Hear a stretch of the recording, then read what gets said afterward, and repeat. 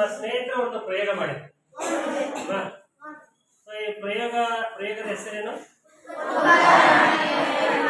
ಉತ್ಪತನ ಕ್ರಿಯೆ ಅಲ್ವಾ? ಸಬ್ಲಿಮೇಷನ್ ಅಂತ ಇಂಗ್ಲಿಷ್ ಕರಿತೀವಿ. ಏನಂತ ಕರಿತೀವಿ? ಸಬ್ಲಿಮೇಷನ್. ಸೊ ಇಲ್ಲಿ ಏನ್ ಮಾಡಿದಾರೆ ಅವರು? ಫಸ್ಟಿಗೆ ಅಮೋನಿಯಂ ಕ್ಲೋರೈಡ್ ತಗೊಂಡಾರೆ, ಅದನ್ನ ಕಾಯಿಸ್ತಾ ಇದ್ದಾರೆ ಅಲ್ವಾ? ಸೊ ಅಮೋನಿಯಂ ಕ್ಲೋರೈಡ್ ಕಾಯಿಸಿದ ಕೂಡಲೇ ಅದು ಯಾವುದೇ ವಸ್ತುವಿಗೆ ಶಾಖ ಕೊಟ್ಟಾಗ, ಘನ ವಸ್ತುವಿಗೆ ಶಾಖ ಕೊಟ್ಟಾಗ ಅದು ಘನ ಸ್ಥಿತಿಯಿಂದ ದ್ರವ ಸ್ಥಿತಿಗೆ ಬರ್ತದೆ. ಮತ್ತೆ ದ್ರವ ಸ್ಥಿತಿಗೆ ನಾವು ಶಾಖ ಕೊಟ್ಟಾಗ ಅನಿಲ ಸ್ಥಿತಿಗೆ ಬರ್ತದೆ. ಇದು ನಿಸರ್ಗದಲ್ಲಿ ಆಗ್ತಕ್ಕಂಥ ಒಂದು ಪ್ರಕ್ರಿಯೆ. ಅರ್ಥ ಆಗ್ತಿದೆ ಅಲ್ವಾ? ಉದಾಹರಣೆಗೆ ಮಂಜುಗಡ್ಡೆ ತಗೊಳ್ಳಿ. ಮಂಜುಗಡ್ಡೆನ ನಾವು ಶಾಖ ಕೊಟ್ಕೊಂತಾಗೆಲ್ಲ ಘನ ಮಂಜುಗಡ್ಡೆ ನೀರು ಆಗ್ತದೆ, ದ್ರವ ಸ್ಥಿತಿಗೆ ಬರ್ತದೆ. ಸೊ ದ್ರವಕ್ಕೆ ತಾಪ ಕೊಟ್ಟಾಗೆಲ್ಲ ಏನಾಗ್ತದ? ಕುದ್ಬಿಟ್ಟು ನೀರು ಕಾದು ಬಿಸಿಯಾಗಿ ಕುದ್ಬಿಟ್ಟು ಅನಿಲ ಸ್ಥಿತಿ ಹೋಗ್ತದೆ. ಸಾಮಾನ್ಯ ಯಾವುದೇ ಘನ ವಸ್ತು ತಗೊಳ್ಳಿ, ಕಬ್ಬಿಣ ತಗೊಳ್ಳಿ, ಕಾಯಿಸ್ಕೊಂತ ಹೋಗಿ ಅದು ಒಂದು ತಾಪದಲ್ಲಿ ಏನಾಗ್ತಾ ಹೋಗ್ತದ? ದ್ರವ ಆಗ್ತದೆ. ಯಾವುದೇ ಘನ ವಸ್ತು. ಸೊ ಕೆಲವು ಘನ ವಸ್ತುಗಳಿವೆ, ಅವೇನ್ ಮಾಡ್ತವೆ ಅಂತ ಹೇಳಿದ್ರೆ, ಅವುಗಳಿಗೆ ಕಾಯಿಸಿಬಿಟ್ರೆ ಘನ ಸ್ಥಿತಿಯಿಂದ ದ್ರವ ಸ್ಥಿತಿಗೆ ಬರದೆ ನೇರವಾಗಿ ಅನಿಲ ಸ್ಥಿತಿಗೆ ಹೋಗ್ತವೆ. ಸೊ ಇಲ್ಲಿ ಆಗಲೇ ನೀವು ಅಬ್ಸರ್ವ್ ಮಾಡಿದ್ರೆ ಈಗೂ ಕೂಡ ನೋಡಬಹುದು. ಫಸ್ಟ್ ಈ ಹಾಲಿಗೆ ಟ್ರಾನ್ಸ್ಪರೆಂಟ್ ಇತ್ತು, ಪಾರದರ್ಶಕ ಇತ್ತು. ನಾವೀಗ ಕಾಯಿಸಿದ್ದೀವಿ, ಕಾಯಿಸಿದಾಗ ಏನಾಗ್ತದೆ? ಅದು ಹೊಗೆ ಎಲ್ಲ ತುಂಬಿಕೊಳ್ಳುತ್ತೆ. ಸೊ ಬೇರೆ ವಸ್ತುವನ್ನು ಕಾಯಿಸಿದ್ರೆ ಏನಾಗ್ತಾ ಇತ್ತು? ಅದು ನೀರು ತರ ಇರ್ತಾ ಇತ್ತು.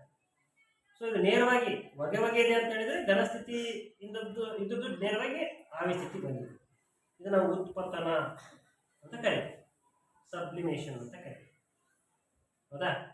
ಸೊ ಈಗ ನಾವು ಸ್ವಲ್ಪ ಹೊತ್ತಿನ ನಂತರ ಏನ್ ಮಾಡಿದ್ವಿ? ನಾವು ಮಧ್ಯಸಾರ ದೀಪವನ್ನು ಆರಿಸಿದ್ವಿ. ಆರಿಸಾಗ ಏನಾಯ್ತು? ಈ ಧೂಮ ಇದೆಯಲ್ಲ, ಅದು ತಾಪ ಏನಾಯ್ತು? ಕಡಿಮೆ ಆಗ್ತಾ ಇತ್ತು. ಕಡಿಮೆ ಆದಾಗ ಆ ಅನಿಲ ಏನಾಗ್ತದ? ಮತ್ತೆ ಅನಿಲ ಇದ್ದದ್ದು ದ್ರವ ಸ್ಥಿತಿ ಬರದೆ ಘನ ಸ್ಥಿತಿ ಬರಬೇಕು. ಅಂದ್ರೆ ಒಂದು ಸ್ಥಿತಿಯನ್ನ ಅದು ಏನ್ ಮಾಡ್ತದ? ಅದು ತಲುಪೋದಿಲ್ಲ. ಗೊತ್ತಾಗಲ್ವಾ? ಈ ರೀತಿಯಾಗಿ ವಸ್ತು ಒಂದು ಘನ ಸ್ಥಿತಿಯಿಂದ ನೇರವಾಗಿ ಅನಿಲ ಸ್ಥಿತಿಗೆ ಹೋಗೋದು, ಅನಿಲ ಸ್ಥಿತಿಯಿಂದ ನೇರವಾಗಿ ಘನ ಸ್ಥಿತಿಗೆ ಬರೋದನ್ನ ನಾವು ನಿಕ್ಷೇಪಣ ಅಂತ ಕರಿತೀವಿ, ಉತ್ಪತನ ಅಂತ ಕರಿತೀವಿ. ಉತ್ಪತನ ಮತ್ತು ನಿಕ್ಷೇಪ.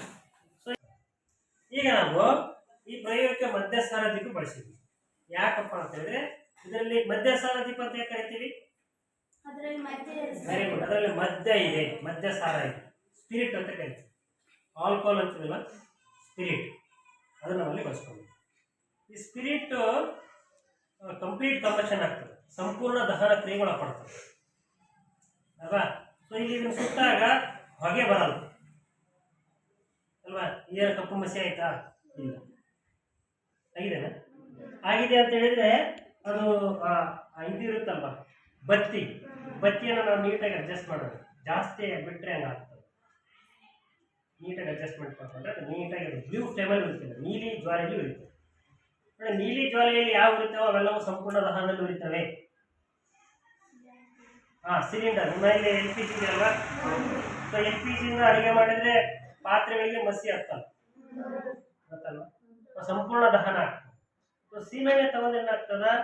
ಸೀಮೆಎಣ್ಣೆ ಸಂಪೂರ್ಣ ದಹನ ಆಗ್ತದೆ, ಇನ್ಕಂಪ್ಲೀಟ್ ಕಂಬಷನ್ ಅಂತಿದೆ. ಸೊ ಹಾಗಾಗಿ ನಾವು ಮಧ್ಯಸ್ಥಾನ ದೀಪ ಅಂತ. ಸೊ ಈ ಘನ ಸ್ಥಿತಿಯಿಂದ ಏನಾಯ್ತು? ಈಗ ಅನಿಲ ಸ್ಥಿತಿ ಬಂತು. ಅದು ಹೆಂಗೆ ಕನ್ಫರ್ಮ್ ಆಯ್ತು ನಮಗೆ? ಇಲ್ಲಿ ಎಲ್ಲ ಹೊಗೆ ಬಂತು. ಸೊ ಈಗ ನಾವೇನ್ ಮಾಡಿದ್ವಿ? ತಾಪವನ್ನು ನಿಲ್ಲಿಸಿದ್ವಿ ಕೊಡೋದು. ಯಾವುದೇ ವಸ್ತು ಅನಿಲ ಸ್ಥಿತಿಯಿಂದ ಅದು ದ್ರವ ಅಥವಾ ಬೇರೆ ಸ್ಥಿತಿ ಬರ್ಬೇಕಂತ ಹೇಳಿದ್ರೆ ತಾಪವನ್ನು ಕಡಿಮೆ ಮಾಡೋದು. ಸೊ ಇದರ ತಾಪವನ್ನು ನಾವು ಕಡಿಮೆ ಮಾಡ್ತಾ ಹೋದ್ರೆ ಹೇಗಿದೆ ನೋಡಿ. ಈ ತಾಪ ಕೊಡೋದು ಬಿಟ್ಟ ನಂತರ ಇದೆಲ್ಲ ಏನಾಗಿದೆ? ಇದ್ರ ಮೇಲೆ ಕೂತ್ಕೊಂಡಿದೆ, ಲೈಟಾಗಿ ಕೂತ್ಕೊಂಡಿದೆ. ಈಗ ಲಾಳಿಕೆಯಲ್ಲಿ ಆಗಲೇ ಅನಿಲ ಇತ್ತಲ್ವಾ? ಸೊ ಇದರ ತಾಪ ಈಗ ಸಂಪೂರ್ಣವಾಗಿ ಏನಾಗಿದೆ? ಕಡಿಮೆ ಆಗಿದೆ. ಕಡಿಮೆ ಆದಾಗ ಏನಾಗ್ತದೆ? ಅನಿಲ ಸ್ಥಿತಿ ಇರದ್ದು ಘನವಾಗಿ ಬರ್ತದೆ. ಸೊ ಇದರ ಮೇಲೆ ಲೈಟಾಗಿ ಬಹಳ ತೆಳುವಾಗಿ ಏನಾಗಿದೆ? ಅದು ಘನ ರೂಪದಲ್ಲಿ ಏನಾಗಿದೆ? ಅದು ಕೂತಿದೆ ಅಲ್ವಾ? ಸೊ ಇದನ್ನು ನಾವು ಇನ್ನೂ ಸ್ವಲ್ಪ ಕಾಯಿಸಿ ಸಹ ನೋಡ್ಬೋದು, ಬರುತ್ತಲ್ವಾ?